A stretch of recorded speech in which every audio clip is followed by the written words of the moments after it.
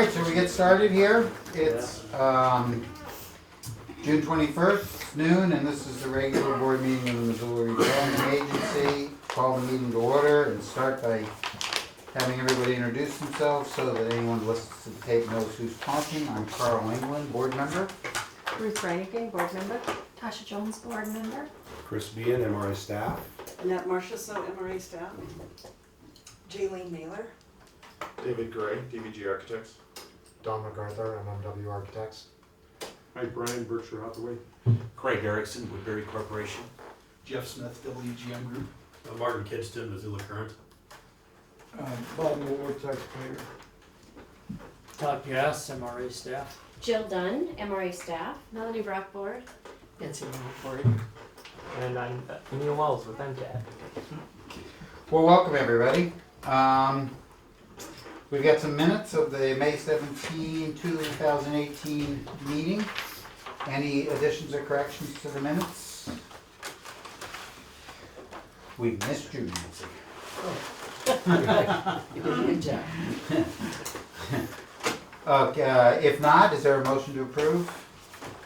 Motion to approve. Yes. Yes. Okay, and a second? I'll second. Any discussion? All in favor say aye. Aye. Any opposed? None?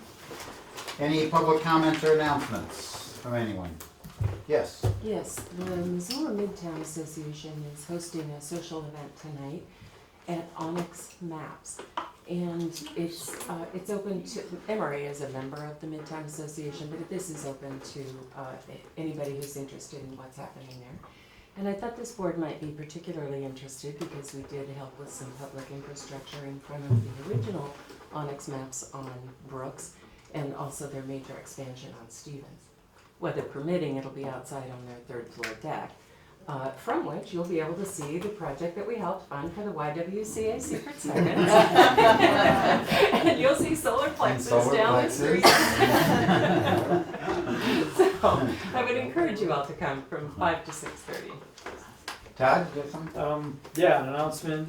We have reached the point on the Bitterroot Trail where we're setting a date for a ribbon cutting ceremony, and that will be at 9 a.m. on July 18th. And we'd really appreciate it if an MRA board member may want to speak at that ceremony and say a few words. Say that again? When is it, the 18th? It's 9 a.m. July 18th.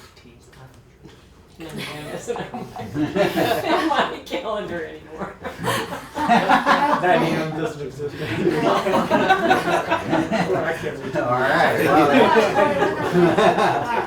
I'm gonna be out of town. I'm sorry. We'll figure something out. Yeah, invitations will be coming out to each board member sometime in the near future, but wanted to get that on your radar screens. Okay, anything else from anybody? Point out that we were expecting to have an application for extension of a water line along River Road this month. It'll happen next month. But in the meantime, the applicant, although it's a neighborhood-wide benefit, Garden City Harvest would love to have any and all the board members come and visit the farm on River Road. It's a wonderful facility. And if you can sit down, give them a little bit of head start, they'll have somebody there to sit down and talk about some of the programs that they run. I'm very, very impressed at the amount of work that small organization does, like a lot of them do here. So in any case, if you can, you generally get something to eat while you're out there. So. Okay, anything else? It's just Bob? a little awkward to get to. Yeah, it's tough. You gotta go around back. It's Yeah. closed off at Russell, so you have to go around like reserve service, whatever, but you can get there. Okay, Bob? Just an intersection out Broadway when you turn left onto Flynn, which is a very, very dangerous intersection, especially at night or in bad weather. And I was thinking, since we got money to build a road for the shopping center with 4 roundabouts, I think, you might look at making that intersection a lot safer. It is a horrible, horrible intersection. But the only thing you can see is a little red triangle. I think it's a triangle, whatever it is. and you can hardly see it. Those of you who actually turn left off Broadway onto Flynn can appreciate that. Okay. So maybe I think the that's not in MRA could get that fixed. it's not in an urban renewal district. So, what does that matter? To this We- board it does. Statewide. Okay, well, let's move on. If you do something, you'll do it. Let's move on to the action items. Mel has to leave at 1, so let's see how we can get through these before she goes. If not, we'll still have a quorum. So. Former Uptown Diner, proceed without prejudice. Chris? You may have noticed in the media that Karen and Brian Sippy recently acquired the former Uptown Diner at 120 North Higgins. It's across the alley. This is still if you see the picture up here, it's still the Merck building, but that's the building right there. They plan on removing the building and building a 2-story art gallery and some mixed other uses on the 2nd floor.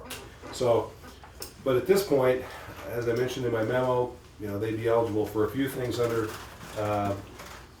for tax increment assistance, but they're caught up in an issue that has dogged a lot of developments in this area for a long time, and that is that they're trying to use the first power net in their power system in Missoula.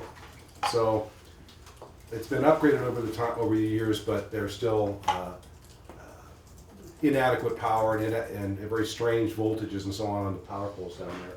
One reason that the Merck Hotel had to run new lines go down to the power station. So they're working on that and understand that they would like to work with all their neighbors. They're starting to do that right now to upgrade that whole area rather than just one building at a time. I think that's the best way to do it. They have asked for a proceed without prejudice on this project, just because if they do get a lot of the stuff worked out, they need to really start quickly on deconstructing that building to be able to meet the time schedules that they like to with weather. Don MacArthur's here, can answer any questions about that project. Anything to add? Just that we are really hoping to get under construction later this summer, and so we intended to come with a full application to you, but we got caught up trying to figure out this utility question, and were unable to figure out what it was gonna cost and what we were actually gonna be ending up doing. So that's why we're not here with a full application, but we are still hoping that we can get going, start doing some deconstruction and move forward on the project. Knowing that you may or may not be able to give us money in the future, but. Okay. Anything, questions from anybody? Do you have an expected timeline? We do. We are trying to get the drawings done in July with the idea that we would really start building in August, September. So, and ideal world, we can be constructing right away, as soon as you guys say, go ahead. And any idea, it's early, but just ballpark what you might be applying for TIF funding? Not in terms of the money. But just the piece of the The things puzzle. that we imagine doing. So we're gonna probably be rebuilding the sidewalk out in front. We wanna do a silver cell tree, sort of continuation of that. They do fund it, I think, down in front of the Merck.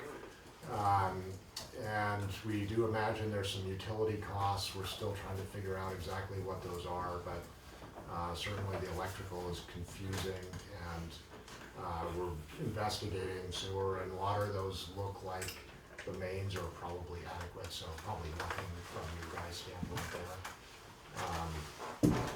So, It's a good ballpark. ballpark, yeah. Anything else? The two biggest ones will be the power and deconstruction. Sidewalk, it's not great. Unless we want to keep on going. Ruth? Yes, maybe a question for Chris, where it says that in your memo that the Merc Hotel project recently had to extend new power mains from near the river, and that MMW is meeting with city officials, other property owners. Are those extensions being coordinated at all? How's that? Yeah, that actually probably makes it more available in the area for these guys to start continuing some of that work. And they're not gonna have to go clear down to the power station again. Right. So it's been brought part way out. You see it, moved across the alley and, new kind of system. Maybe moving a pole, because I mentioned that in there too, is that one of the poles, once you start building two-story buildings, you start, and higher, you start getting into near the wires, where the Right. wires were, because they were put right along the sidewalks. Right. So those kind of things will probably, and they add up pretty quickly. I'm happy to give more detail if you want, but I don't know whether you want. It gets pretty wonky. So the power does come across the alley from us, and, where am I? So. That's the alley. Yeah, okay, I was like totally twisted around. So the power right now comes to, the right kind of power comes to the Merc somewhere back around here. There's a pole that's right here that Northwestern has bad power on that we can't really use. And it serves overhead all these buildings along here as well as the building across the parking lot there. And so what we really want to have happen is to bring the power from here to a new transformer here that would then somehow get a joint use agreement with all the other 4 owners that are out there and get it all buried. So right now, all this is overhead, it's pretty messy and ugly, and there's a bunch of ragged poles back here, and the goal is bring it all underground to here and then serve all these buildings underground, get it all buried. But there's a lot of players and we're not there yet to know exactly what it's gonna cost or how to do it. Further confused by the fact that there are communications lines on these poles that nobody even knows whose they are. So, we've been trying to contact people. That's what I said, we're just gonna cut them down and see what happens. See who sends us a bill. Yes. But they're the utilities poles and they don't even know whose lines are on there, so it's very confusing. We'll see. Was this an issue with conflicts too? No, they didn't have that kind of issue. Well, they had some electrical issues and they were able to work those out on that particular block. We look at the potential for upgrading the area that they're in because the actual building is not in their urban renewal district, just the sidewalk. But they needed to upgrade to a much higher voltage and were able to bring that off of Broadway pretty easily.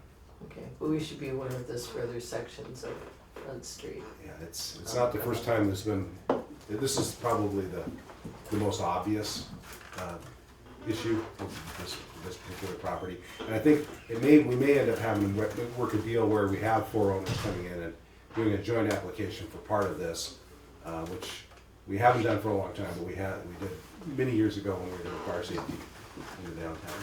So. If you want to see a rendering of it, that's what's out there. I'm happy to show it to you, or A rendering of. that building as we're designing it right now. We like that'd be cool. visuals. Yeah. Yeah, good. I was hoping to get that. Ooh. Nice. Beautiful. Amazing. Okay. It's like a good place for a meeting. Okay, anything else? Is there a motion?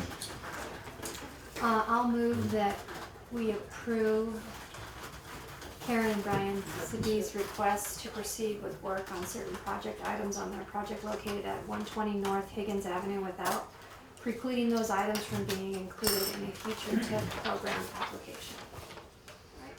Is there a second? I'll second it. Any further discussion? Any public comment on the motion? Not, all in favor say aye. Aye. Any opposed? None? Good luck with that one. Yeah. Thanks very much. You're welcome. Let's see, what's next? The Naylor Building at 830 West Central. Facade improvement. program application. Chris, you're up. All right, again. This actually is one of the last buildings on that particular block to be worked on. It was definitely a warehouse, kind of a mixed, interesting type neighborhood for a long time. MRA has participated in a couple other projects over there, particularly the Women's Club and Red Willow. Those are real nice. They really went ahead and fixed themselves up without the assistance. What we're talking about is a building, it's kind of tucked in here behind Holiday Village, a block southwest of Lions Park. Red Willow is right here. That's kind of easy to find. Just a little bit closer gives you an idea of where everything is at. So this is the building right now. The material in the parking lot is some raised beds that one of the tenants is growing some things in when this picture was taken. In case you can see, kind of screams out 1970s, T111 siding, the rock and so on. Structurally in good shape, but it's in need of some upgrading, and if it's going to have a long future, which of course the owner hopes it does, it's going to need better insulation, better window systems, and so on in terms of ventilation and everything else. So the proposed project with assistance, or without assistance, it looks pretty much like this without the awning along the top and along the windows.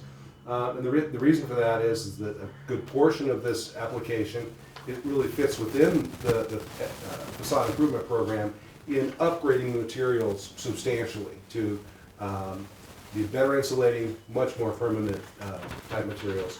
So going from fake stucco to real stucco, going from kind of a lighter weight board to an actual hardy board or concrete board for the siding and so on. Back, that's the view from Red Willow. And this is something that was just sent to me a little while ago, so we'll see if it actually works. That's right.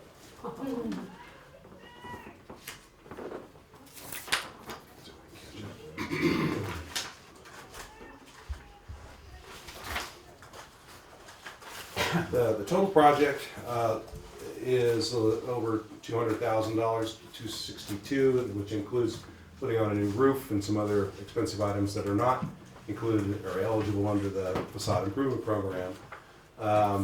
As you can see on the second page of the memo, there's a list of the items that do fall into the eligible list, about $182,000, of which the limit is $50,000 assistance in this program. What the assistance has done, as I can tell, and they can speak for themselves if they want to, is enable them to feel good enough to actually borrow more money to do more. And again, something else we're trying to do with this particular program. I won't belabor the whole thing, but the staff feels like this fits very well within the program. There's nothing unusual here or anything like that should be very, very controversial, and recommends $50,000 in facade improvement grant assistance to this program. Of course, as long as it fits the traditional criteria and rules and regulations that we put on these projects. Okay. Did you want to add anything? Yeah, so as you can tell, I got some hard copies here, so I think it's good to have before and after shot for everyone to look at. So yeah, it's definitely a building of a certain age. It is definitely ready for improvements. The area is starting to clean up. Now this is right at the kind of the corner of the MRA district, so we feel that this will help the buildings just outside the MRA district, which are also of a certain age, to upgrade, because there isn't anything that's really kind of happening outside that district. So we hope this is the impetus that gets the other ones to fix up and get them improved. We have some Native American services that are provided in here, so it's an underserved community. So we'd like to try to keep the rent more affordable, hence not just put in a real fancy whiz-bang building, throw them out and go look for a new tenant. So, we have some social good with it. But yeah, we would like to upgrade, you know, to some real stucco, some nice pinstriping, some good long-term sidings. I mean, right now, this is just basically Forest Service stain on wood T111, and it's seen its day. It's got some very, very dated orange stone, just in some places. Exposed concrete block that's now pink. It's faded out to pink. So there's general upgrading, you know, of the whole building, you know, to bring it into the next 30, 40 years of relevance. But it would definitely take MRA money, you know, to be able to do that. Otherwise, I mean, it's got single pane aluminum windows right now. Nothing opens. You can tell, I mean, they're like 12-inch wide, 6-inch high. I mean, it's pretty nasty. So this one, you know, we're just keeping the openings the same, but, you know, bringing it up to more current current styles, but good quality construction. Good aluminum, you know, storefront windows, double pane insulated, stucco on here. This is cement siding. It's got a stain on it. If you saw like tool crossing across from draft work, something similar to that. So good quality materials, but we do need your assistance to make that happen. Okay, questions? Anyone? Yes. Oh, you go first. Are these materials all approved materials under the new design guidelines that are Yes, being they are. considered? Including the metal. They understand that the metal, and have bid it so that the metal will be the appropriate thickness. That's one of the newest ones we put in there. Certainly the hardy board siding and stucco. Are you referring to the MRA guidelines or the Oh, city's or the design city. guidelines? Yes, this would fit within the city's proposed design. The design guidelines that exist now fits very well because of the way it's stationed and so on. If it were to be built now over again, they would have been asked to bring it out a little closer to the street, but it's being rebuilt, so it's not. It would fit within the standards that are being proposed by Witter and Company for the citywide and this area. Okay. And do these renovations include, I noticed there's concrete work that needs to be done and walkways and stuff, is that part, I mean, I know The sidewalks know were that's not what actually, we're- yeah, the sidewalks were actually replaced a few years ago. The parking lot's in a little bit rougher shape right now, and we looked at doing parking lot upgrades as part of it, but I mean, it more than doubles the cost of the overall project, so we can only get so much done kind of at a time, so we had to stage it. There's still more life in the asphalt paving, and when the parking lot has to be replaced, the whole thing is gonna have to be brought up to conformance, so that'd kind of be the last bit of it, but right now we just can't do the siding and all the site work with it, so this one is just specifically on the facade program to bring that part of the building up. But the sidewalks, you know, as far as the public is, that's all upgraded, so. You hit on exactly what I wanted to ask about tenants.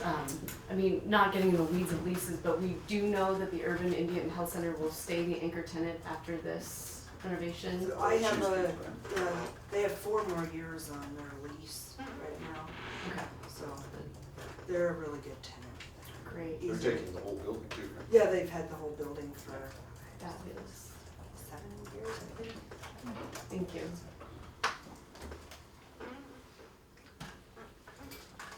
Okay. Joe, am I reading this right? Do we have 102,000 uncommitted or what? Huh?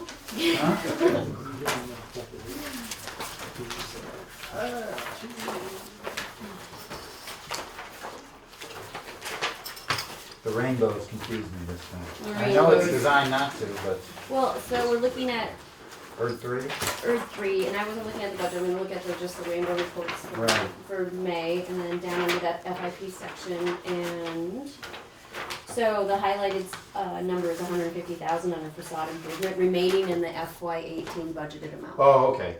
So what we do is we budget $300,000 every year, and then if there's projects at the end of that fiscal year that haven't been completed, those are tacked, they're not taken out of the next Oh, year, okay. they're just carried over. Oh, So okay. you'll see in the FY19 budget, we'll have 2 of the facade projects from this year that'll carry over, and we start with that $300,000 budget. Oh, So okay. we actually have $150,000 remaining in FY18's budget. Okay, all right. Thought we were down to, so what's this number at the bottom? 102,597. That's, yeah, you're getting close on the contingency, but that one I think is pulling it just from, it doesn't pull it out of here, cause that's a general contingency when we kinda look at public improvements. I don't include cause I don't want it to get mixed up like we look at that. Oh, okay. So that's your general contingency, kind of in the unspecified category of contingencies. Oh, That okay. one floats around, this one up here Real. is a set aside, and it's Okay. real just for that program. Got it. Got it. So we set aside specific amount every year for the programs. Aren't we smart? Yes, you are. Okay, any other questions? Is there a motion? I'll move to approve up to $50,000 in facade improvement program grant assistance to Addressee LLC. Project located at 830 West Central Avenue as presented to the MRA board on June 21st, 2018, subject to program criteria and traditional conditions that MRA places on such assistance. Second? Okay. I'm glad you did that because I didn't know how to pronounce the name. Any further comment? Any public comment? If not, all in favor say aye. Aye. Any opposed? None? Thank you. Good luck with your project. You're welcome to stay, but you certainly don't need to. All right, we appreciate it. Thank you very much. And now we come to the simple matter. Yes. Huh? Craig is here. It must be complicated. This is a little bit of a brain teaser. I did my, I tried to simplify it as I could in the memo, and we'll go through that. There probably will be some questions. So I'll make just sort of a background and where we're at, and then Craig will talk in greater detail about the project. So this is a project that, first of all, let me just pull it up so that we can orient where we are. I'm not downtown anymore. No. Let's go out to Midtown. So, you may recall, late, in September of 2016,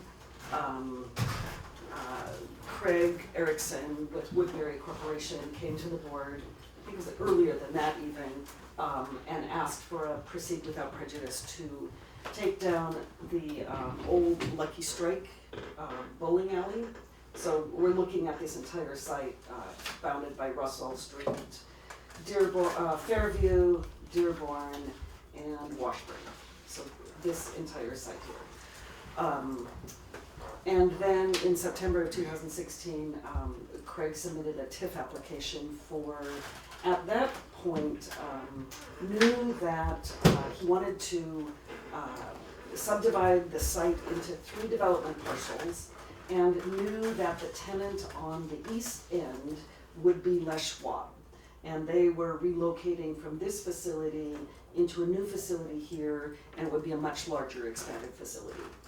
And then he knew that he would be subdividing into 2 parcels on the west end, did not know at that time who the tenants would be, expected that they would be restaurants, chain restaurants. So the board had some concern about a few things. One of the things was that, and this gets complicated, the parcel that Les Schwab was occupying was being sold to Les Schwab. But the agreement that the board would have would be with Woodbury. And so the board wanted to have some control over assuring that the Les Schwab property would be developed in the way that it was shown to the board. And so approved TIF assistance, and staff worked with the developer and the designers to enhance the appearance of the Les Schwab building to make it more appealing as it fronts on Russell Corridor. So the board at that time approved a partial amount of reimbursement for demolition. There was building demolition, asbestos abatement, and some utility relocation. The board approved a partial amount of the request for that, and the request for right-of-way improvements just along the Les Schwab property. And so to make it a little bit less complicated in my mind, I suggested that we look at it in 3 ways at that time, and trying to just carry it through with those terms. I suggested that we say phase 1 is the demolition and utility relocation. Phase 2 would be the Les Schwab improvements. So so demolition reimbursement for that, and improvements along Les Schwab. Then phase 3, so when the board made approvals for Les Schwab, the board then wanted to have some influence over and some assurance over what was going to be happening on the east end of the site. So said, when you know what's happening, come back to us with a phase 3 project, and we will talk to you about potential reimbursement for the remainder of the demolition and any improvements within the right-of-way along the west end of the site. So that's it in a nutshell. Well done. It was well done. Is that pretty clear where? Tasha, were you here for that? Was that? Yeah. Oh, no. Did you get it? So maybe. Do you have any questions? Yeah, this is all new to me. It's Okay. Yeah, this is great, and I love this redevelopment in this area because I'm a hockey mom. And so I see this all winter long, and I think the Les Schwab project is turning out very nice. And the rest of the development of that area is gonna be really great. Yeah. Yeah. But you get what we did? Yeah, so it looks to me, So- just to make sure I understand it, so we've already approved phase 2, but it hasn't been paid yet, but it's about to be paid, is that right? So phase 2, yes, so phase 1 was partial demolition because, Yep. for partial site. Phase 2, the sidewalks have been completed along Dearborn and Fairview, but because Russell is an MDT street. Yes. And because Right. MDT and the city are negotiating over improvements within the right-of-way, that hasn't been completed yet. And But that's. approved. The design has been approved. Funding's been, we approved Yeah, funding. correct, yes, Okay. funding Yes, has been yes. improved. Okay. It just hasn't been reimbursed until the Russell gets finished. Right. But it's been Okay. approved, So correct. you don't need any action from us on phase 2? That's right. So It's- no action on phase 1 or phase 2, Right. though I just put that in the memo as background Very helpful, to thank you. understand now where we are at phase 3.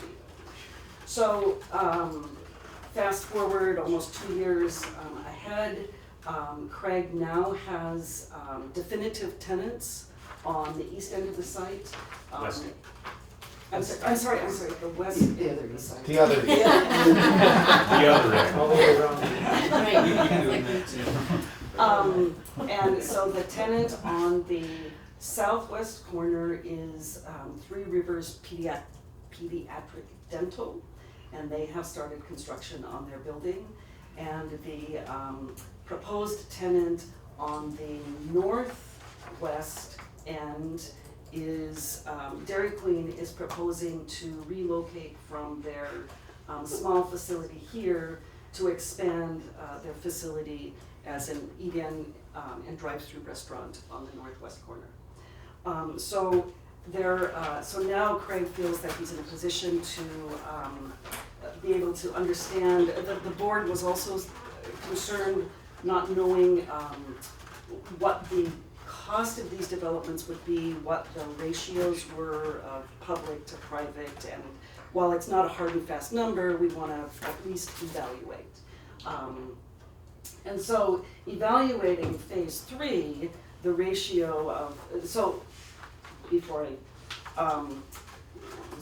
Woodbury Corporation is requesting assistance in the amount of $175,585 for reimbursement for improvements within the public right-of-way on the west end. If you only look at phase 3 ratio of public to private investment, it would be about a 1-to-15 ratio.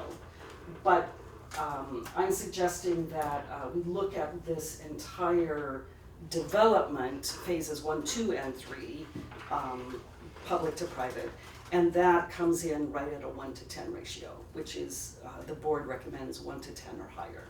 So it does fit within the ratios that we're recommending. So both phase 3 and the project as a whole fit. Correct. And I don't know that there's a whole lot more that I need to go through. I think that I will, unless the board has questions at this point, if not, I will turn it over to Craig and let him give a presentation. Go ahead, Craig. See if I can complicate the issue anymore. No. Yeah. First of all, thank you for the opportunity to see you all again. I know it's been a while, longer than what we would have liked to have seen as well, but that's development. And as Annette said, you know, the Les Schwab is currently built. If you've been over there, to your point, I think I was just by there last night, again this morning driving by. I think it turned out very nice. And the upgraded facade and that type of thing. I think it's a nice look on the street that you recommended and we ended up getting, and I think it really turned out great. The pediatric dentist, as Annette said, is a use that we like as far as it isn't a restaurant, but at the same time, this site is a little off the main street, as you know, as far as that goes. So it's timing and that type of thing. What we're focused on more than anything is to take this blighted site that was the old bowling alley and a closed down car wash with a parking lot that was falling apart, and all the land and site improvements basically were obsolete. And what we're going to end up with is similar to what you see on the east side. And once this is done, it'll be nice too. It'll be nice to have the sidewalk in while you have the beautiful landscape, and then you have the dirt and the road. But once that's finished, I think that Jeff thinks it's probably, he's been working with the MDOT situation, maybe a month or so out, possibly to get that finished up, we're hoping. This parking lot, by the way, was just poured, I think, yesterday or day before. If you've been by there, it looks a lot better than the picture that was in the packet, because it's now a finished parking lot. And a lot of the improvements on this side, you can see how they're working out, where they're kind of bumped out, similar to what you have on these sides here, which really enhances the site and creates a nice deal. What's happened is we had some of the costs of this, because it was in phases and that type of thing. Some of the, for instance, the demolition abatement costs were lower than what we anticipated, but then the utility relocation and right-of-way improvements were quite a bit higher. And over a 2-year period, it's amazing what construction costs. I don't know if anybody's been in that, but we're talking 30-40% increases in construction costs, which makes it difficult, you know, not to look for any sympathy or anything like that. We all know where we're at as far as that goes, but that's, you know, some of the things that we've had to deal with as well. But bottom line is, what we're trying to do is, you know, bring in, in all brand new buildings, all brand new site, landscaping, everything in this particular block that we said we would do. We said it's going to be, you know, a new project at the end of the day, and I think MRA's assistance has been very much appreciated. And what we're looking to do is just try and finish out the project, and therefore looking for this last piece that one, the phase 3, and then the additional cost for the railway improvements on the west end. So here today too is Jeff Smith with WGM, who's assisted us in this project throughout, and also Mike Bryan represents the owners, the owners of the Dairy Queen, and that incidentally is a relocation from as you know, it's kind of a smaller facility, and Mike can speak further to that, but it's a more of a hot dog and drink type drive-through space, whereas they're going to have a full chill and, what do you call it? Grill and Chill and grill, restaurant that is their full service restaurant. We need a lot more revenue. They are very excited to move over to the project because they feel they're gonna, it's a real enhancement for them too.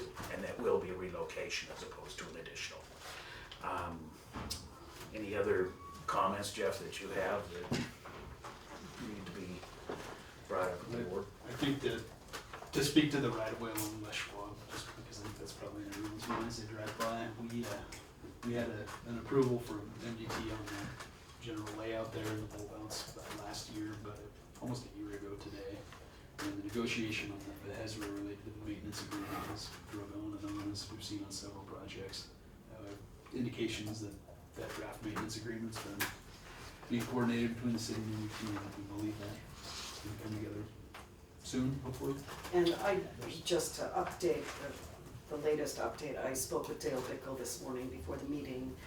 He feels that all of the maintenance criteria is in place and that there's maybe just some right-of-way negotiations between the engineering department and MDT, the city engineering department and MDT. So we'll keep you posted. And to do things in phases, it hasn't been the easy. I mean, I got lashes on my back, when I finish this project. But driving by there today, it's really, it really enlightens it when you look at the improved portion of the site and then the unimproved portion of the site. It's considerable, and so, our goal is to hopefully be able to, complete the project and meet the pro forma that I'm required to get for that particular site. And I think what you're gonna get is like I say, 3 brand new buildings, 3 brand new facilities there with a parking lot and landscaping, and just an enhancement to your Midtown area. And so, any questions that you have for me, any questions on Dairy Queen or anything as far as that, please. Questions? I've got it. Yes. Go ahead. Mike, can you tell us what's gonna happen to the old Dairy Queen? I hope I'm gonna sell it.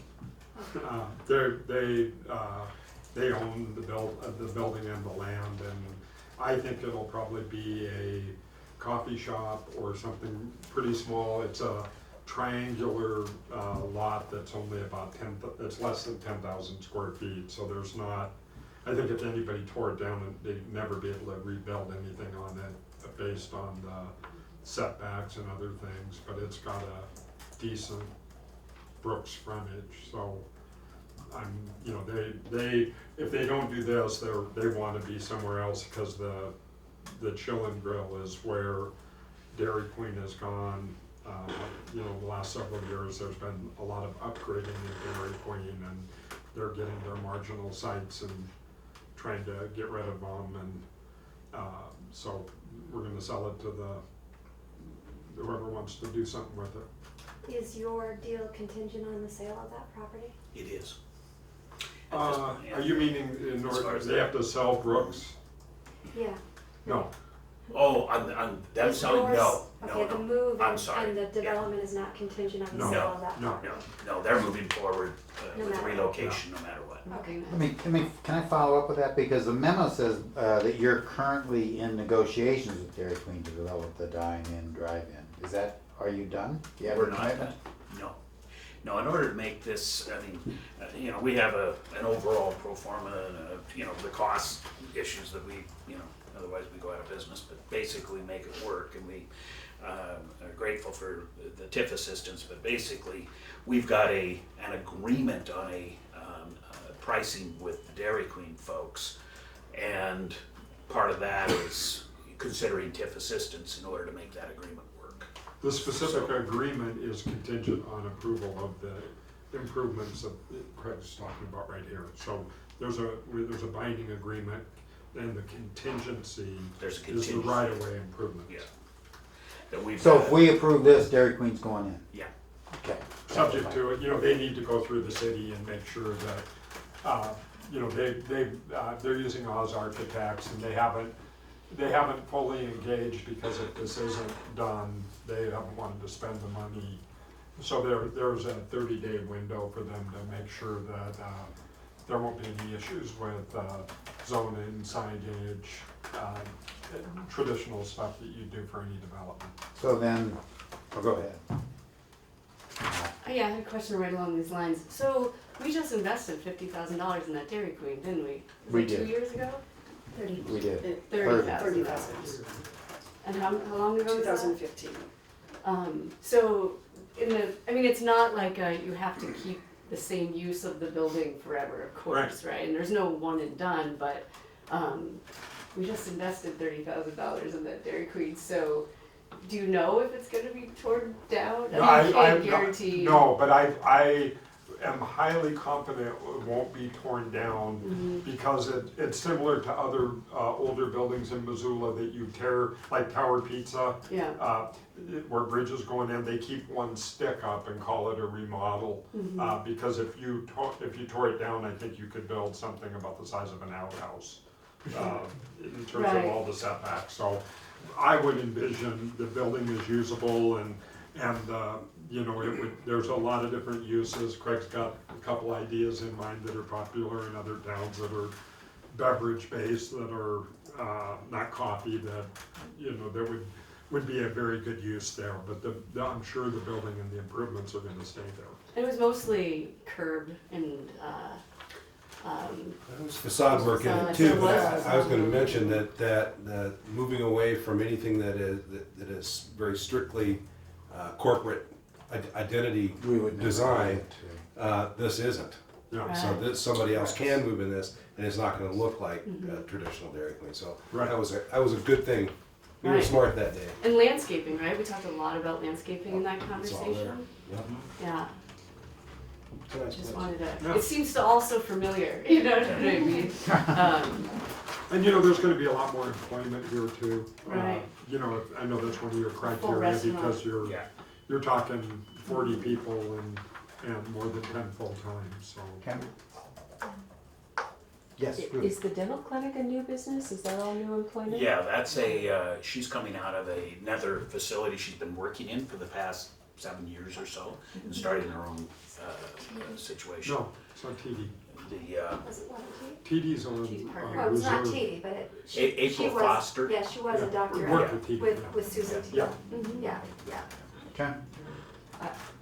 I think it's great that there is gonna be both of those businesses that are particularly beneficial to the residential neighborhood there. So I think it's great. Also occurred to me that if you get a really good checkup with no cavities, then you can go get it. And tires while you're at it. I think the goal of the Dairy Queen is to attract the hockey moms. There you go. Instead of work. a Yeah, McDonald's it's not the- hamburger and yeah. a Coke, you have a milkshake. Okay. I'm confused on the numbers. Because I look on page 2 of the memo, it says phase 3 contingent upon the board approval of phase 3 TIF application up to 157, 172. So that was based on. And then we're at 175, 585. What, So the 157, 172 was based on the numbers, Oh. the application in 2016. That's the west side demolition, That was demolition. abatement, and utility relocation. okay. And that, correct. That 157, 172 is the balance of demolition that was withheld until Craig came in with the phase 3 project. Okay, So that the board does not need to take action on. It's already been approved, it just wasn't approved to be released until phase 3, if and or when the board approved phase 3. okay, I got it. I'm sorry, those are 2 different numbers. Okay, so then my second question is,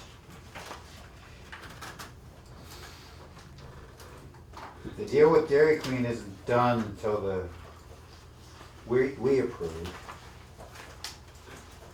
But we don't want to approve without a assurance that Dairy Queen gets done, so how do we do that? That something is going in there. because this would be a similar situation to Les Schwab in that Dairy Queen would own the parcel, is that correct? Yeah, Dairy Queen wants to buy the parcel and they will. And then do the development Yeah. themselves, so So- similar to the Les Schwab project. And as Mike said, I guess you never know on approvals, I guess, until it's done, but they're pretty confident that it's zoned for this type of Yeah. use. I think his as question well though is to make sure at the end that it's what you think it's gonna be, right? Right. Pay upon Not the completion. window. Pay upon completion, do we do it with that? Always. We do, it's very, very rare that we don't do that. Well, I understand we pay So- upon completion, but Right. we could complete all of the curb, sidewalk, gutter stuff and Completion have a of bank the, and have completion a. of the adjacent project, they have to bring us a CO or a conditional CO, or certificate of occupancy, excuse me, meaning that the building is occupiable For and two, finished. for two buildings. for two buildings. Okay. I mean, I don't care if it's Dairy Queen or not, Right. because my kid's done with hockey, so.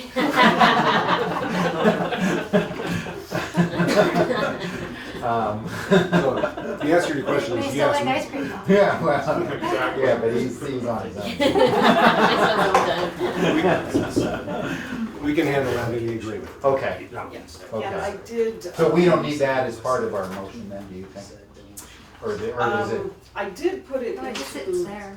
documentation of Dairy Queen is substantially completed, okay. as, And do we need to say Dairy Queen, or might, maybe we don't make it specific to Dairy Queen.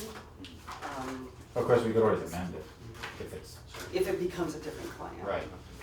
Okay, but the improvements in the right of way are all dependent upon this Dairy Queen design.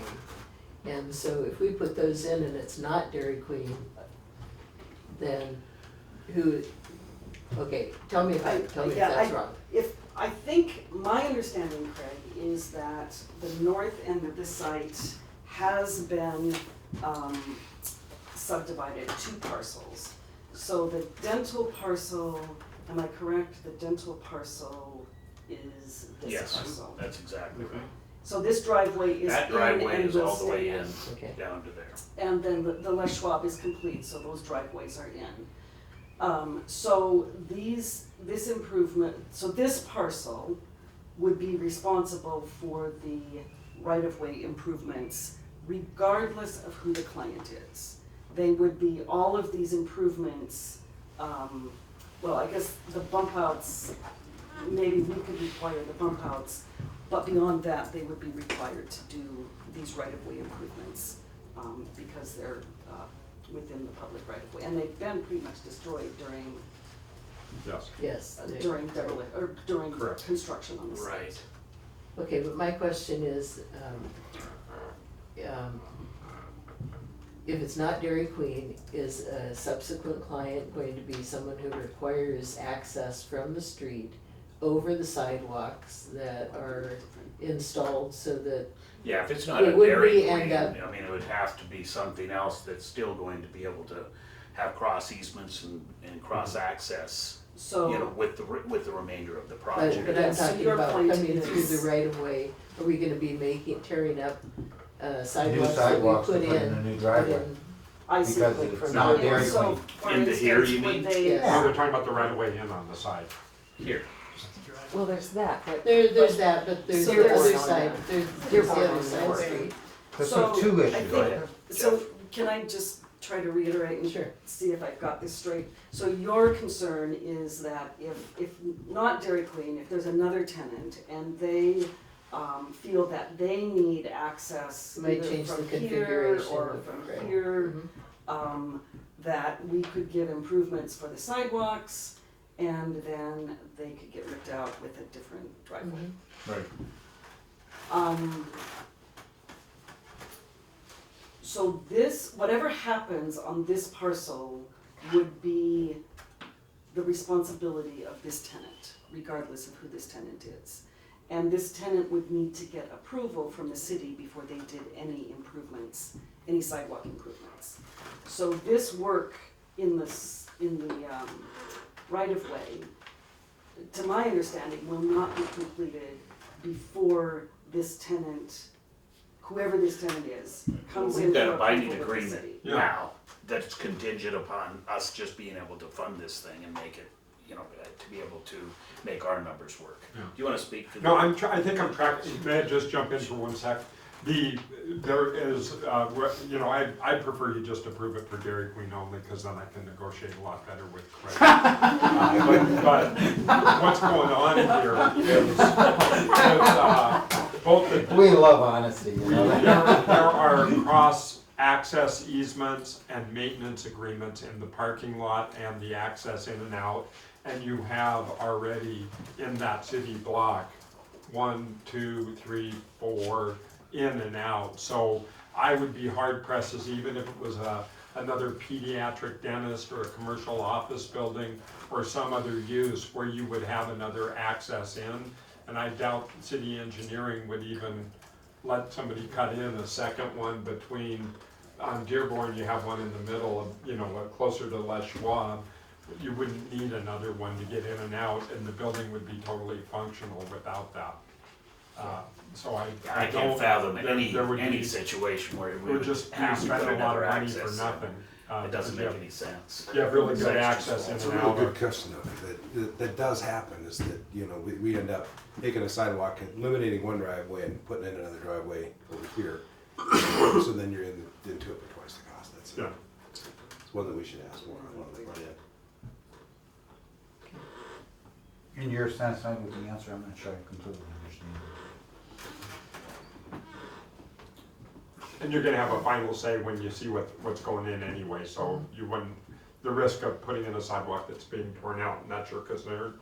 Right, Well, so, is so we'll have your commitment before we do any of the right-of-way improvements. Exactly, it will be binding, there will be, and you pay at the end anyway, it sounds like. Yeah, I think we have to do the improvements and then we resubmit for reimbursement, so.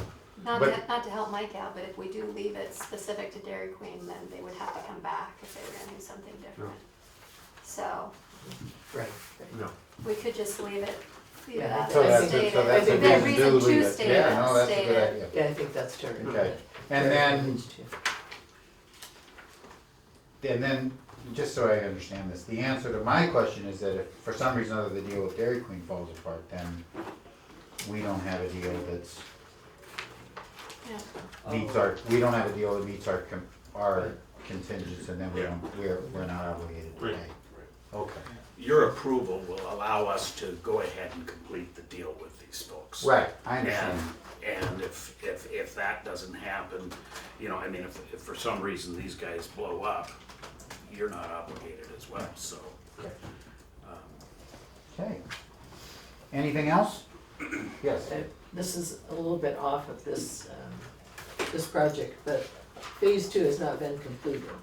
It's just, our funding has been approved, and I didn't understand from the answer given about it's gonna happen pretty fast, because that's the right-of-way improvements on the east end of the site. Are those negotiations with MDT, do they include a roundabout at that corner now, or no? And are there going to be trees planted in that right of way? Yes. Okay, because there are no trees there I now. think we, We left We left enough space, room we for something we to happen. anticipated that sometime in the future, there Right. could be a roundabout at the Russell Fairview, and, because that's an entrance to the fairgrounds. So we anticipated that it could happen sometime, and we worked with Les Schwab to set up their site design so that there's space for that to happen if it does. Okay. But it's not, it's just future long-term planning. Okay, and there was a question of an easement at the time. And, Oh, an easement for the roundabout. yes, That has not been put in place. So So that would have to be negotiated with MDT and Les Schwab if the roundabout ever were to move forward. okay, so we don't have an easement in place, Correct. okay. Back to your question, these right-of-way improvements though, we're just waiting on the agreement with the state to be able to complete those. A lot of them have been put in. Have you been over there? Yeah. Just, Mhm. yeah, I mean, you look at it and there are landscapes in and everything else, but the sidewalks The not. sidewalk curb Yeah. and street trees. Trees in that the city, or, yeah, the city and MDT are still. Anything else? Well then, somebody wanna make a motion? I'll move that the board approve TIF assistance and authorize the chair to sign a development agreement in an amount not to exceed $175,585 for eligible curb, gutter, side, open landscape improvements in the public right of way on the west end of the site when the developer provides documentation that Dairy Queen has substantially completed construction, as shown in the drawings presented to the board, has obtained a certificate of occupancy from the city of Missoula and complied with MRA's ordinary conditions for assistance. Is there a second? I'll second. Is there a reason why the draft motion didn't include the dental clinic, or is that already done? That is substantially complete. Okay. And that, we could include, requesting certificate of occupancy for the dental clinic. Beyond that, it's substantially complete. They expect to open. They plan on in seeing August. patients in July. Oh, in July. So I don't know, do we need that or not? Doesn't sound like we need it. Well, we approved the amount already. Oh, we did? Yeah. Okay. I'm sorry. No, we didn't. Oh, On the other side.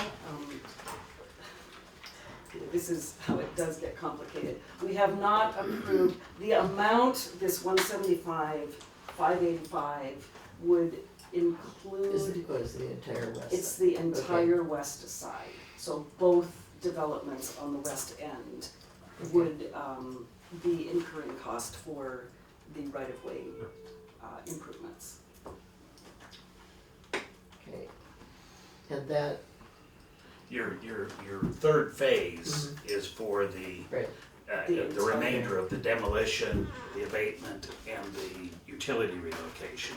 This other ask is the right-of-way Right. improvements that weren't a part of the original ask, I guess, if you will. I just wanna make sure we have two functioning. Understood. Out of an abundance of caution, I think we should just add certificate of occupancy related to the pediatric dentistry.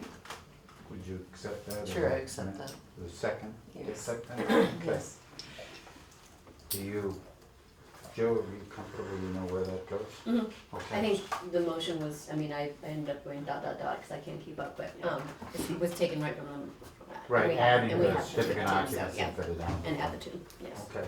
So on the phase, so I understand too, and can report back on the, and I apologize for the confusion of this whole thing, but the phase one's been paid. Phase two will be paid upon Right. the completion of the right-of-way improvements on the east side. Hopefully that's gonna be within the next month or two. Would be and contingent upon this agreement we didn't have anything to do with, nor did you. That between the state. And phase three won't be contingent upon necessarily the certificate. I mean, we're approving that because that's the demolition, abatement, and utility relocation. The 175 you're talking about, which is today, that will be contingent upon certificate of occupancy. Right. That makes sense? Yeah. Okay. The board is clear on all of Yeah, that. we're not taking any action to modify previous Previous. approvals. Okay. Everything previous is done. Okay. This is the last one, and all we wanna make sure is we've got two functioning buildings that are, Right. You got a finished project, right, a finished block. okay. Anything, any other questions? Any public comment on the motion? Bob? MRA has several criteria that they are required to follow, or at least per the documentations in the corporate records say they have to follow. One of the criteria is to review the financial situation of the applicant to determine if they need the funds, $700 and some thousand. Not want the funds, or not would like to have the funds. They need the funds to do the project. I asked Peter Lambros on the shopping center, would he complete it if they didn't get a dime from MRA? He said yes, they would complete it. Asked the same question to the developer of the Marriott Hotel here in the boardroom, and he also said the same thing. Yes, the project will be completed, whether MRA gives them any money or not. So the criteria says, you have to look at the well, you gotta look at the financials to do it, to determine if they need the funds to complete the project. Like the gentleman in the corner there made a reference, he must have looked at the criteria, that they needed the, I think it was in the Higgins response. So, my question is, does the MRA board, or to the staff, look at the financial statements of Woodbury to see if they need that $700,000 to do that completion? Okay, any other comments? Yeah, well, I'd like to have his answer if I could. Well, Bob, we've been through this before. We're gonna give you, give everybody a right to make comments, but Okay, it's just a. nobody has the obligation to, you know, to answer your question, your comments in the form of a question. We consider it and move on. Yes, sir. Hey, well, I want to thank you guys. I think it's already looking really great. Drove by it recently, and actually last night I was at the mall and I was headed out. My wife and I almost stopped at that Dairy Queen. There were 7 cars piled in there, so we had to pass it up. So I think that's a great way to expand. You know, on behalf of labor, I just wanted to reach out and say, you know, with the community investing in you guys, I ask that you consider using as many union workers as you can. We've got state-approved apprenticeships, so the more workers we can put to work here, we can help solve the worker shortage we're going to have in the future as a lot of people start retiring out of the trades. So in addition to that, if you don't hire a union, I encourage you to take a role and just talking to the guys on the job site. Do you have health care? What's your retirement look like? Because if you're hiring a union contractor, I can guarantee they've got all that coverage, including more. So just want to thank you for your development and appreciate consideration. Okay, anything further? If not, all in favor say aye. Aye. Any opposed? None? Thank you. Thank you. FY budget. Can't wait to see. Say aye from us. FY budget. Joe? So, yes, FY19 budget, there's 2 documents, one was in your packets and then the other one was on the table today. What we do is we try to get as close as we can on the estimate of our cash carryover. And I, in my memo, kind of summarized MRA's budget process. The city is changing their process a little bit this year, whereas they're gonna wait. They're waiting for those taxable values to come in because it just is easier and I think there's more clarity to the public on that process versus setting it early and then having a certain leeway either way and then having to change it later on. So they're pushing that the budget process out and hoping to get those taxable values in and then setting it. MRA is a little bit different. Taxable values are good for us, but we also need our mill levies, and the mill levies are not completed until October usually. So hopefully we'll be tighter on that and get a little bit more accurate of a picture earlier on in the budget and then in the system, which essentially means less work on the back end, year end with all the amendments. So, large document, we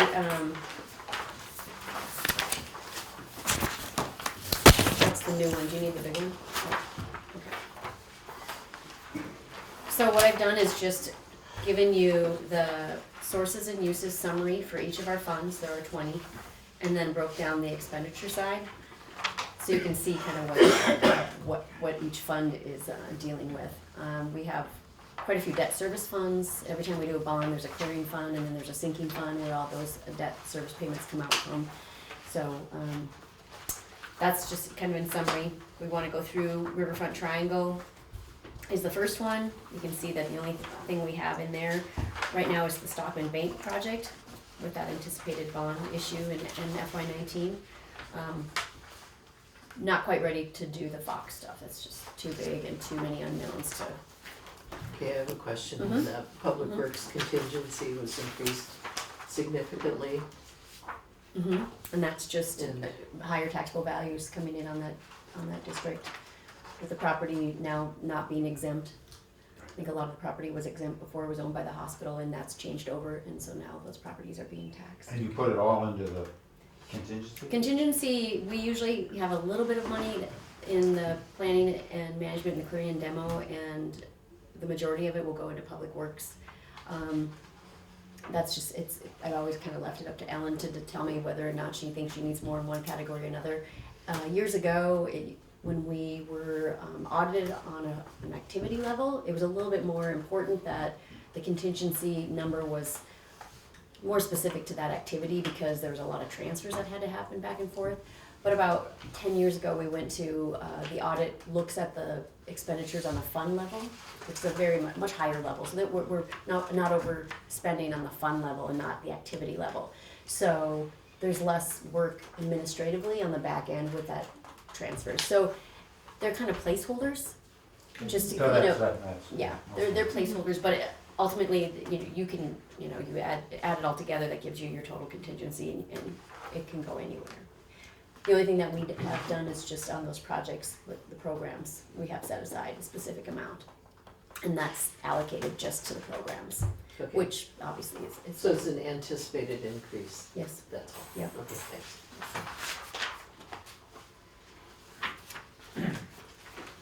And then we have the North Reserve Scott Street Bond Clearing Fund, is the 7384 fund. You can see there's debt service coming out for both of those series of bonds. And then after that, the amount that goes into the development fund is the 601, 372 on page 5. And just stop me if you have questions. 601. Bottom line, on page 5, up above, it says transfer to North Reserve Scott Street Development Fund. Oh, okay, got it. That is our tax increment in that district net, that's what's, net of the net debt of the bond. service. Mm-hmm, Oh. yeah, that district's. Got a big building out there paying taxes. Yeah. We get Flynn. Got a bunch of houses. Can we get Flynn Street in Be a long one. The page 6 and 7 is the Front Street district. On the sources and uses, you can look down below, and we have some bond proceeds. That is for the Rome project, the student housing project on Front Street, the 3.2 million. That one, we were a little behind on that project schedule, so that one's being carried over to FY19. Should be really quickly in July. We just had a meeting this morning about wrapping up that project and giving their TIF funds to them, so that's that, and then the MERC amount that was approved by the board, which is anticipated to be a bond, and that's what that is. And then the transfers, the 74,000, the transfers from tax increment bond parking structure, that is from clearing, that is the excess money that's coming from the clearing account after the debt service is paid for the parking structure. That has senior, it's a senior debt in that district, and this is the other ones are supporting it. So then on page 7, you look at the expenditures for the Front Street district.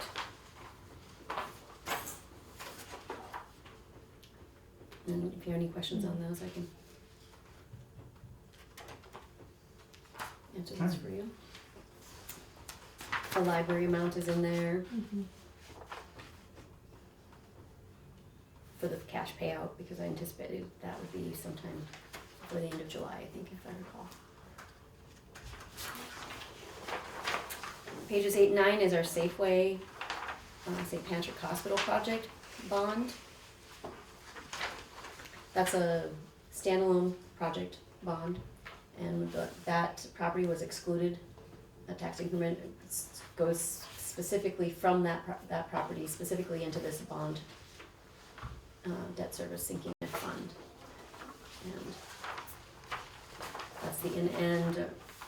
since we had the revaluation a few years ago by the state, that property's taxes have dropped significantly, so we are no longer meeting the debt service on that, but the agreement was that we had a guarantor, and so they're required to make the debt service make up the difference. Safeway. You don't seem to have complained. Fresh Market folks. Safeway. Safeway. Safeway kept that obligation. Oh. It didn't transfer to Albertsons or Fresh Market. Oh. Oops. $18,253 a year? Yes. How much for Safeway? So, helps our local owners. It does. Yeah. It does.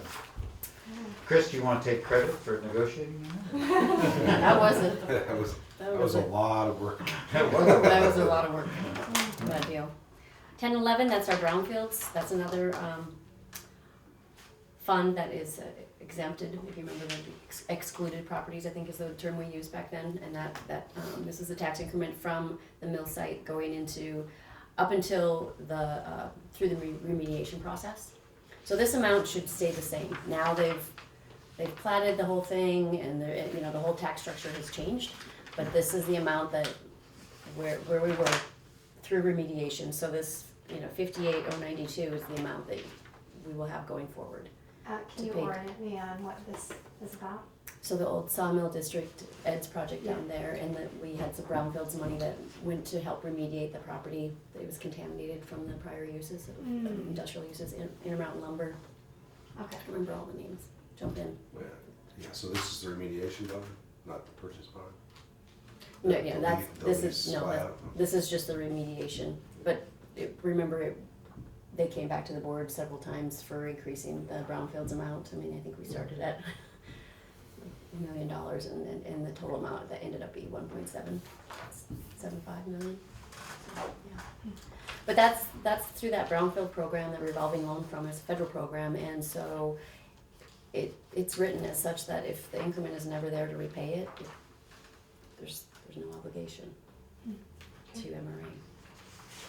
That money stays, the reimbursement money for that stays local. Right. It's a revolving. Okay.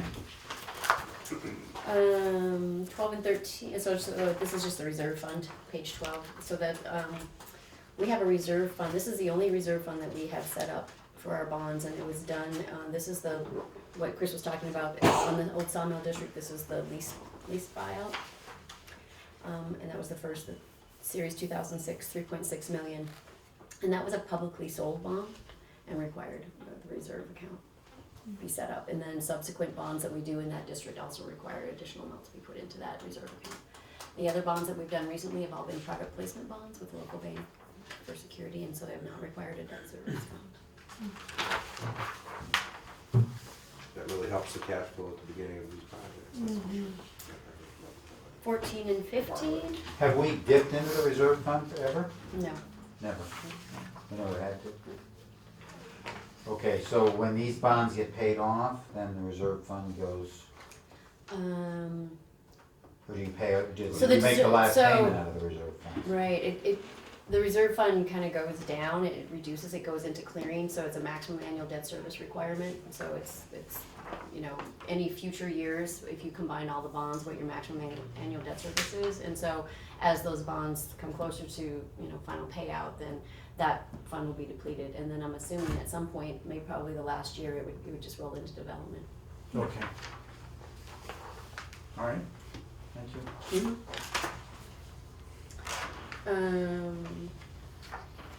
This is the actual debt service. 14, 15? 7389. So 73. Yeah. The page 12 was the reserve amount, and then this is the debt service fund for those bonds.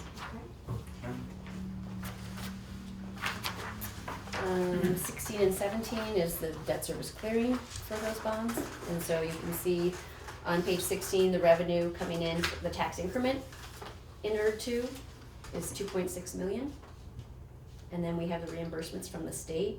You can see the Senate Bill 372 and the House Entitlement Bill 124. Page 16 on the bottom right hand side. 2.6. Oh, Right. 2.6 million on the far right, top line. Tax increment, fiscal year budgeted. Oh, okay. Yeah.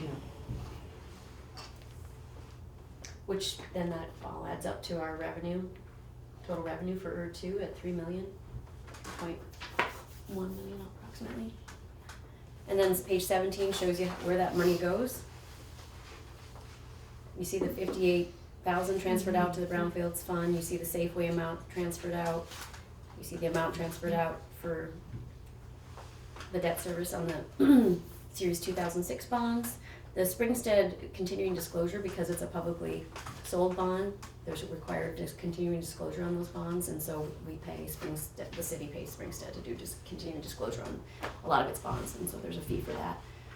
And then the other two, the 5.7 million, that's our public improvement bonds in Silver Park, the Trestle in Wyoming Street.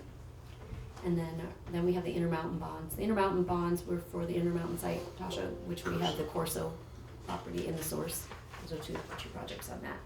And then the remaining, the 2.3 million, the bottom line, ER2 development, that gets transferred to our development fund. So that's how that works. So then here we have Urban Renewal District 2 on page 18. So we've got, so am I reading this right? We've got about 3.1 million coming in. Mhm. And of that, we've committed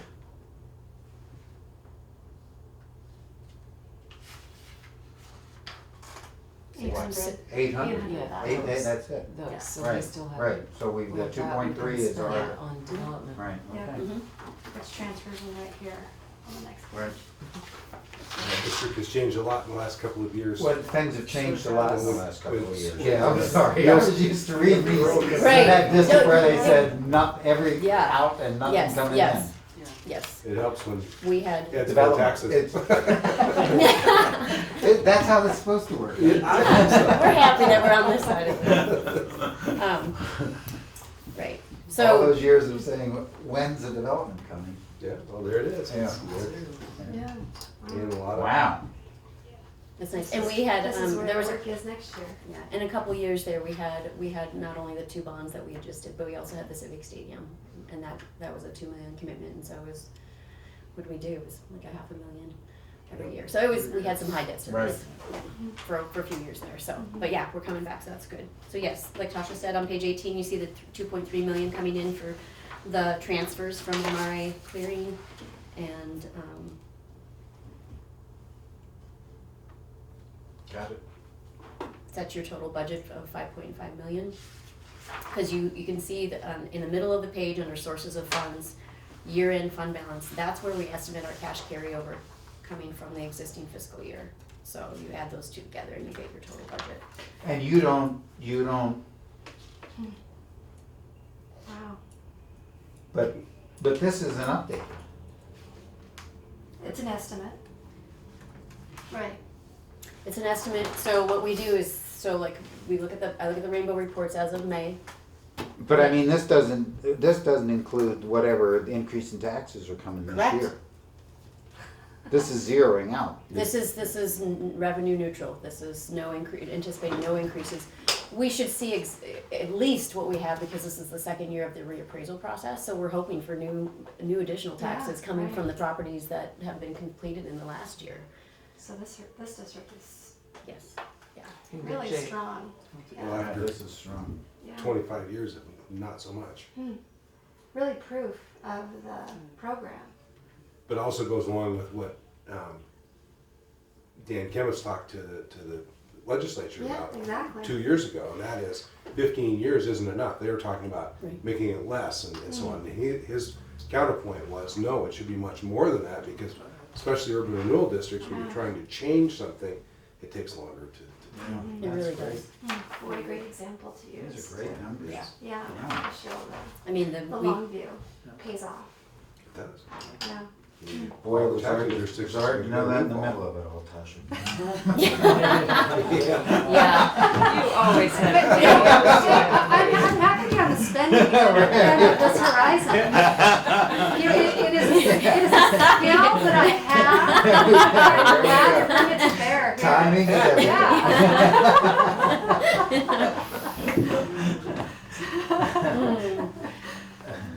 So, yeah, page 19 is your projects that you've approved over the past year that are carried over into the next fiscal year. And so then you'll see on the contingency side, on the far right column of page 19, again, I kind of split those out, but the majority of the money usually sits in that public works contingency fund.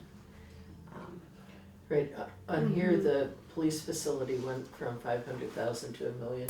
Yeah, originally we had talked about paying 500,000 in FY18 and then 500,000 in FY19, just as a, because we had the funds.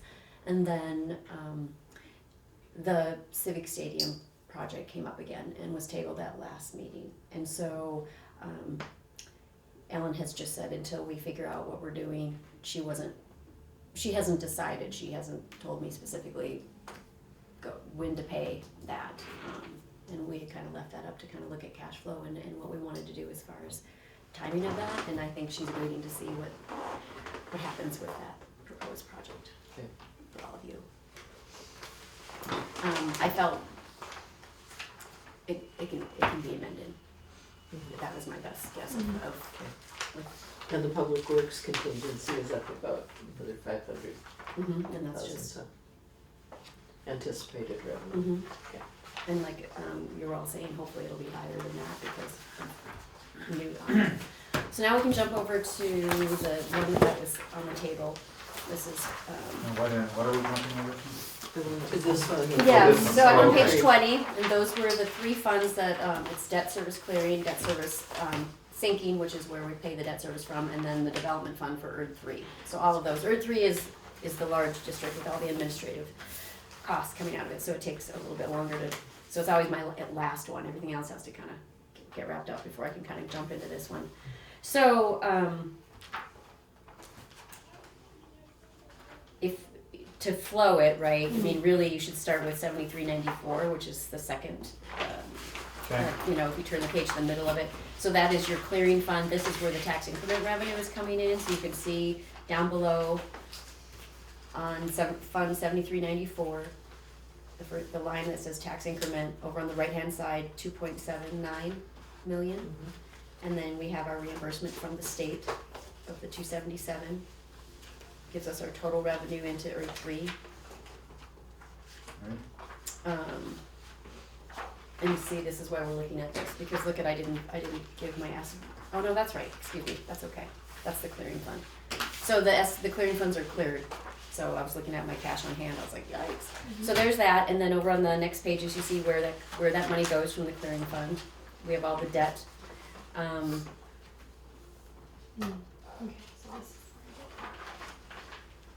There is no debt. This is ERD 3 debt. This is ERD 3 debt. You have the $5 million for the South Reserve Crossing, your $7.065 million for Mary Avenue East, which is the Southgate Mall infrastructure. Mary Avenue West at $1.6 million, and then this bond is going to be $5 million. So that's something I need to change on the label. That's our fund. there's no funds in there. Yeah, it'll be the Amaral property. It'll be the Amaral property. Oh. The fairgrounds project, Bitterroot Trail. All that's being rolled together as a reimbursement for the expenditures we've already done on the Bitterroot Trail project and the acquisition of the property in the park project. And that'd be in 7395? No, so 94. Oh. I don't know. Did those get mixed up? No. No, I turned the page. No, I think I did shouldn't mix them up. Oh, yeah, because the. Oh, transfer to 7395. Yeah, so that's right. It's just Yeah, it's okay. I didn't update the label. Originally we had So the 2.3 is 5? Is that what you're saying? it'll be 5 total. Originally last year we were planning on doing this. We've been working on this bond for a while. If you recall, the bond has to be broken into a taxable and a tax exempt portion. And so at one point in time, that number there is old. The 2.8 wasn't an amount that we had in there for the taxable or tax exempt portion of the bond. Most likely the taxable portion. And so when I copied it over, I know it's going to be $5 million, but it'll still have to be broken out. It's being issued as together, but then it'll probably be sub series within it. You'll have a taxable and a tax exempt series, and it'll be completed at one time. So that one I need to add, but the total amount, Ellen has said to Dorsey and Springstead that we're gonna go with 5 million. And if there's an additional cost that we've expended, like cost of issuance, we'll pay it out of cash. And will of course, we don't know this for sure, but will the annual cost be roughly the same as the crossing cost, the 5 million Mhm, crossing cost? So 135 and 206 total, so 340. Right. So the 2.3 to 2.3. So 340 comes off of the 2 point. So the transfer will be slightly less by approximately that amount. 340, right? Yeah. Got it. Yes. When it's Okay, so completed, 1 yeah. point, 1.8, 1.7. Does that make sense? Mm-hmm. Okay. Yes. Yes. They haven't run any of the debt service schedules, so I wasn't, I didn't want to guess. No, on no, something no, with no, that I hasn't been yeah, done yet. this So, is but that's ballpark. exactly right. Okay. And a lot of times when we bond, it's a project at the beginning of the project, and so we wait on the debt service, but we can pay debt service starting right away. So you're right, the debt service will most likely, the first payment will come 1/1/19. Right in, so. Okay, and then you go to the next page, the 7395 is, that's the transfers from clearing into this debt service sinking fund for those bonds, and so you'll see, again, I have to, that would be where I would add the additional debt service when we get those schedules. Right. But right now, and, that process has to go through city council and everything, so, and it'll come to you. And that'll be one of the amendments we do to the budget. So back over to 7393 then, you should see that 2.193. 73 We're still in down here. sorry. First page. Oh, So okay. this number will change a little bit. Yep, Yeah. Which number? second from the bottom, Oh, The okay. two- That'll be 2.1 the million. 1.7. That'll be the 1.7. yes. Roughly. Estimated. Mm-hmm. So I'm estimating about 2.5 million carryover, and then you have your 5 million in revenue bonds. And then, And you transfer out of ERD 3 into ERD 2. so that is the administrative transfer that we've budgeted that every year, and so the other districts are supposed to help pay for the administrative costs of the agency. Okay. And what we've done is we track that every year, and when we have new districts that, like we just talked about, when they're new, there's not a lot of increment or, being generated, because that's the whole point. So a lot of times we track, and so they'll owe ERD 3 money, and we just defer it because we'd like to save the money to get going, like we need money to start projects and funding projects, so Hellgate, I proposed this year, we'll get to that Hellgate helped a little bit, because that one doesn't have any projects proposed. I put $10,000 in there. Honestly, without Ellen's approval, because she wasn't here, and I was like, well, and North Reserve Scott Street's doing pretty well. North Reserve Scott Street, owes the district for some staff time when it was created, but it also owes the district for the master plan that we did in North Reserve Scott Street, which was, we figured out, what, 230? Yeah.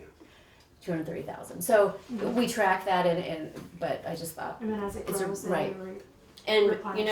right. Yeah. And are those numbers, are they part of the audit? Are they audited? They know that that's what we do, and Okay. they look at those and And we've never had a finding on that. no, they've mentioned, do you want to book this as a receivable, an internal fund receivable and a payable, and kind of left it at the discretion of the Okay. the director, and we haven't. That's good. But it makes sense. I mean, then you have parity between the districts. Yeah. So we've tracked it internally. We have not booked it officially as a payable or receivable. Okay. Mostly, yeah. Any questions on the projects in ERD 3? We've got a lot, and So ERD 3 includes the administrative expenses, and is this where the 4 stand-up desk devices for staff are? right. So we're looking at those Vera desks. So Annette has a stand-up desk. Hers is actually nice and was purchased when she started. And then Chris has one of the Vera desks that stand on top. And so quite a few of the city departments have gone with those to give the staff just a little variety. So there's 4. So we estimated at 500. It not necessarily will cost that. The staff will probably pick out which one they prefer, and those new requests have to be submitted to administration and approved in that administration process as part of the mayor's budget to council. And they're using a new software this year called WDesk, and they've already been approved, I was told, so I was like, oh, okay. So. But just for staff, we don't get them? You stand up conference table? Don't you? No, I You don't. should get one. Right. And so does the 1515 Dearborn Lucky Strike, that has for its 287,000, is the 175,000 included in that figure? No. Okay, So I can amend that. okay. And then for the Bridge Pizza, that has an increase of 50,000, is that? So I think Bridge has got some TIF and it's got a facade. Oh, okay, facade, I think that's, okay. so I combined them so they're just on one line, but I think it's. Okay, I got it, yeah. You got it. Okay. Oh. Nancy was early, just to look at my budget. It's good because it's a lot. Yeah. There's a lot of It's numbers and it fantastic. moves all over and I need everybody's eyes on it because It's really great. it's easier when it doesn't have errors in it, so we wanna make sure that it's as close as we can to getting right on. And I've, Are we measuring the size, are we measuring staff productivity by the size of the projects? I mean, and that's just pulling it. You know, I'm with Chris and. I know, I had an early lead a few Tom, years ago. fantastic. You know. Hey, he's gonna call ahead here Yeah. in a little bit, right? Yeah. yeah. Go out with a bang. Water projects. It helps Yeah. when you break one project into Spread it out. lots of pieces. So page 26 and 27 on our big document again, moving Big over. document, 26, 27. Back to North Got it. Reserve. Yep, now we're on North Reserve Scott Street, debt service sinking. So these, the clearing funds for, and the debt service fund for the North Reserve don't go in order of fund number, so just, that's why we're jumping around a little bit. This is the sinking fund, so you'll see on page 27, that's the debt service we pay. Right. We have your pay, we pay US Bank to be the paying agent on those bonds, so. Okay.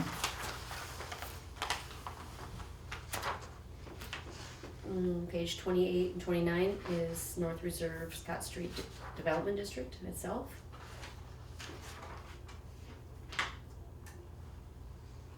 We still have a portion of the phase 2 and 3 of the Scott Street Village project bond to be paid out in November. And that's the 686,000 you'll see on the bottom right-hand side of the sources and uses page, and then our transfer from the clearing account is the 601,373. You can see up above on the sources and uses page, the expenditure is the first line, and then your interfund transfers out. That is that administrative transfer. So we have budgeted 250,000 in there too. There was a couple years that it got kind of behind, but we just kept that consistent, and so that may change at the end of the fiscal year when we reconcile it, when I update it all and see where we are, but there was, it owed three some money. And now I've just put some money in there for the administrative transfer. Ellen might overrule me on that one, and actually the 20,000, I'm gonna break this out. Look at the expenditure side on page 29, you can see the breakout between the admin portion and then the repayment for that master plan. Mm-hmm. I just thought we'd get started on that, since it was such a high dollar amount. Got it. Just as an aside, are we looking forward or anticipating more projects in that area? I think so. I think there'll be probably in the next few months, probably a request to some infrastructure on a housing development north of St. Mary's Cemetery, this little, the small one. Yeah. There's a block up there that could be 70 units or more. Could be 120 now, I guess. Oh. It's a, was gonna be that's a the housing wholly authority, private right? project, and looks like the housing authorities Yeah. might be part of that now. So, Good. Okay. That's, that district is a hodgepodge Mm. at best. yeah, Waiting for some imaginative people to come forward. bits and pieces. What were you thinking originally with the master plan, like a large infrastructure project to kind of, Well, we hope, Kickstart yeah, some hope of the- to get a Tiger grant too. oh, that's right, That's why we made those bonds Right. subordinate to a future bond. future bond that hasn't been identified yet. Okay. And then 30 and 31 is Hellgate, which actually, it's got some increment coming in. Does. From nothing happening. Except for public, non-taxable. Okay. So, yeah, we will have the FY18 had some increment. Reassessment. FY19's increment makes our total budget, and then I had just a $10,000 transfer out. And then you approved a portion of the master plan update come from that district. Right. So that's that. Wow. Anything happen? No, I think the new owners of Doubletree probably, I would guess within a year or so, will be in here talking about expansion of that, of the Doubletree that's existing, and then they also ended up buying the block immediately north where everybody parks. And then they might have some ideas on something different there than parking. Well, you need that parking there. And Yeah, trail? they Well, it would usually have to do. include You parking. never- Well, Yeah. we're talking trail, yeah. Yeah. Yeah. So you still run up to the problem of, Yeah. if you want to stay on the river, how do you cross routes? Yeah. Because of the difference. Well, how do you stay on the river? But if we could slip something up somewhere, yeah. In the river. You're in the, you're gonna go out around those properties. Depending on which way you're going, it's a quick It trip. was right under the It was outside. right under the deck. Yeah. But you know, you can make those things so that they can flood, and then you clean them up in Yeah. the spring. That's how Spokane is. Yeah. But there again, you end up with, well, how do you cross the creek? Yeah. So, Okay.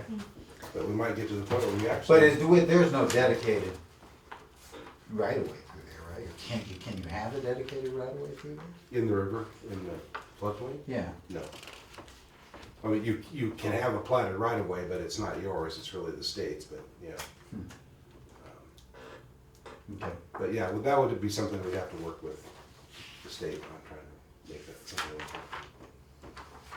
Well, Okay. So this is Intermountain. This is the Montana Apartment Company, the Corso project, and the source.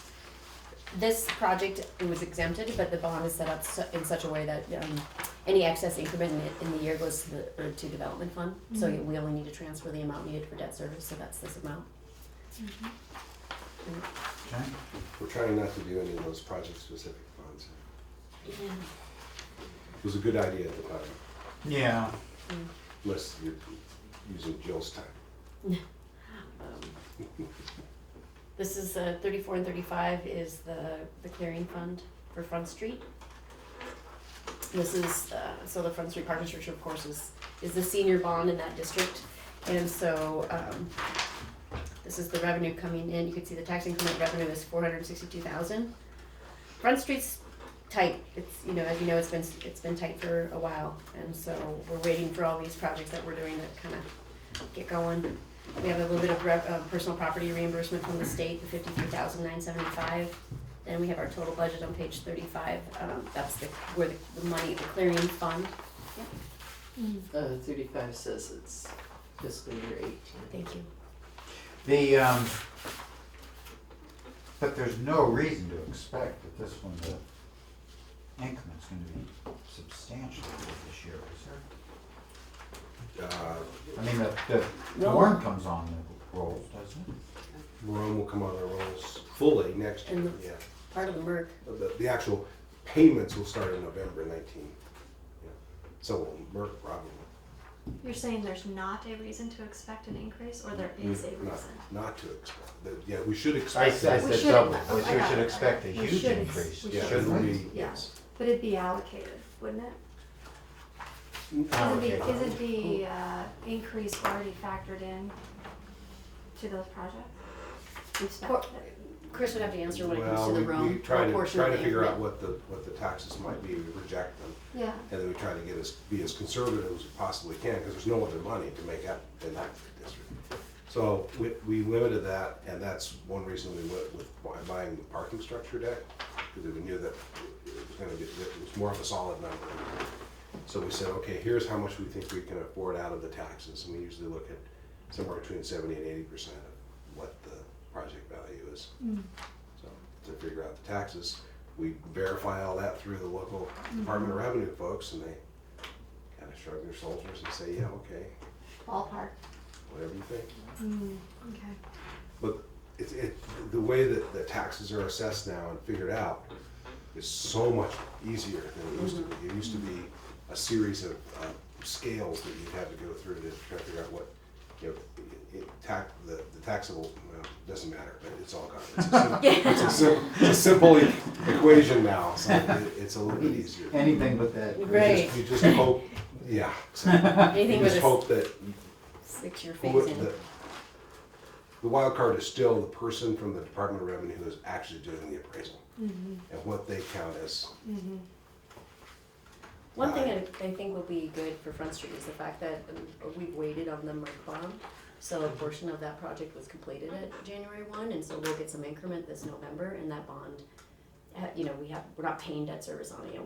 We didn't issue that bond at the beginning of the project. We've waited, and so we don't have debt service on the books for that yet, so a little bit of a, you know, so. Yeah. A little bit, Yes, a little bit in there. that'd be a big bump. The market It should be a big number. Okay, so this is where you think this number is gonna go up here, right? Which, I'm sorry, what'd you say? Middle of the page, the 516. Yeah, Yeah, Yes. 516. that, for Rome, no, Yes. yeah, And the Merc. yeah. Yes. The Merc actually ends up being probably more than Rome, just because of how they value it. One's commercial, one's Because residential. it's a motel, Commercial, oh, yes. commercial versus residential. Okay.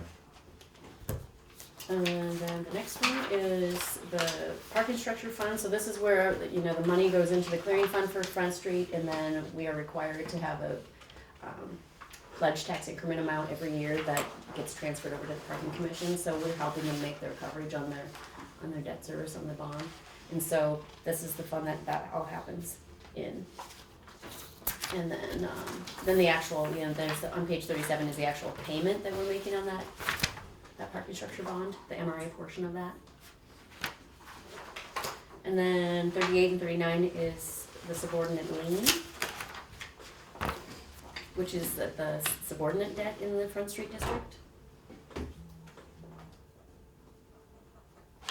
Which is First Interstate? Right, the refunding of the note, both the Right. taxable and the tax exempt portion, and then the Rome project. Oh, Rome. The 3.2 million was the Right. Rome project. So you're asking that we approve this, but that's not really final approval, is that what I understand? Yeah, and historically, the board has, Exactly right. We do- Exactly We right. have this debate every year, and I never understand it, so see if we can. so you're looking at it, and we Your asked for, estimated unfinal, yes. you're asking us to approve that. And I think what the thought process on that has always been is that we have to submit something to city council. Right. And you need to see it. It's your agency, you're the board, you need to see it, you need to approve the preliminary budget. We call it preliminary because we don't have final taxable values and we don't have the final mill values. And then when those numbers come in, you see them on the rainbow reports, you see them every month, you approve the projects every month, and so you're approving the expenditures. And so, and then at the end of the year, you know, we do budget amendments based on the things that we need to change, anything that's left during the audit process. So the real vote comes when? Well, we've never done another vote. The real vote comes when we approve projects, and when we look at the rainbow I see, report. I see. And So we never- Otherwise, it's We a never te- see the full budget again, okay. Not We not just see like the this. rainbow reports. And that's just historically how we've done that. and you are welcome to change. But why would change. we want you to go through budget process twice? That would. This is, I mean, you're right, I Because mean, you don't have I. anything else to do, right? It's just nice to give Jill something to do. Right, 'cause then you Yeah. get- Yeah, no, I Well, understand. Yeah, and the And rainbow.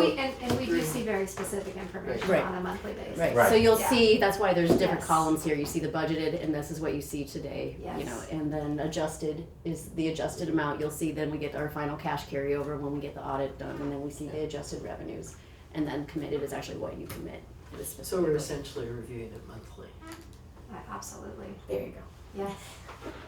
Yeah, a lot more. Right, but it information also than- gives us this opportunity and at the audit to take a broader look. Yeah, yeah. So we, I mean, it really fits nice in the sense that twice a year we take a broad look and then every month we take a specific. So, we're covered. And then we got Jill. A retrospective look by audit and a forecasting Right, by this, right, yeah. yeah. But a It's a different forecasting that thing, doesn't really forecast revenue. No, but everything looks so solid, I mean, Yeah. what a affirmation of the system. So, questions? Any other questions? If not, then is there a motion to approve the MRA FY19 budget? So moved. Okay. Second. Second? Second. Okay. Any public comment?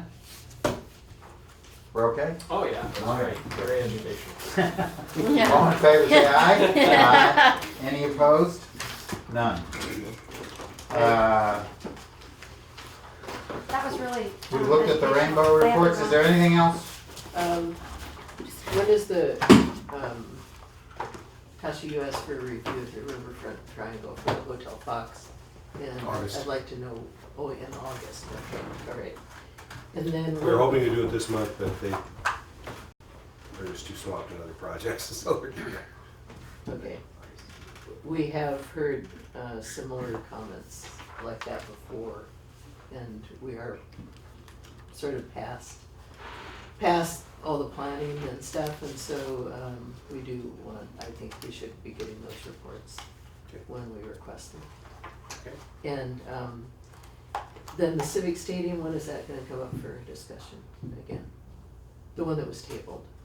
I think that you and Ellen were gonna get together Oh. and get the update. I think that can start as early as late next week. Yeah, as I understand it, there's continuing dialogue with the baseball club.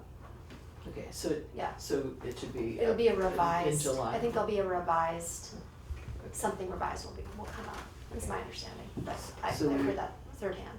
Yeah, so would we expect that next month or in August also? It's possible July, but I would guess August. Okay, all right. Okay. I'm sorry, I have to run for a 2:00 conference call. Everybody, we're adjourned. Thank you. Thank you all. Nice to see everyone. Thank you. Thanks, Sasha. Good to see you. Just, you know,